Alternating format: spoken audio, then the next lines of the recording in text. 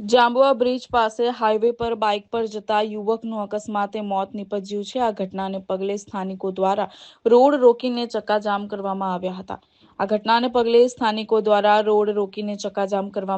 જેને પગલે એક તરફનો વાહન વ્યવહાર બંધ થઈ ગયો છે.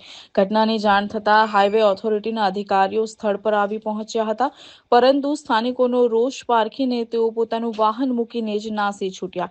વડોદરાના જાંબુઆ બ્રિજ અકસ્માત ઝોન બની ગયો છે. અગાઉ અનેક અકસ્માતોની ઘટના સામે આવ્યા બાદ પણ આ સ્પોટને સુરક્ષિત બનાવવા માટે યોગ્ય પગલાં લેવામાં નથી આવ્યા, જેના કારણે અકસ્માતની ઘટનાનો સિલસિલો અટકવાનું નામ નથી લઈ રહ્યો.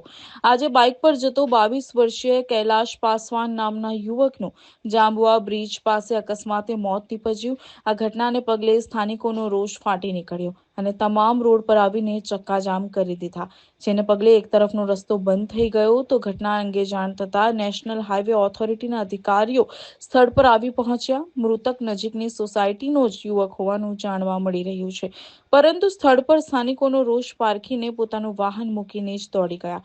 સ્થાનિકોએ મીડિયાને જણાવ્યું કે જે કંપનીને રોડનો કોન્ટ્રાક્ટ આપવામાં આવ્યો છે, તેના દ્વારા 1 મહિનાથી ખોદીને મૂકવામાં આવ્યું છે, જેના કારણે આ અકસ્માત સર્જાયો છે.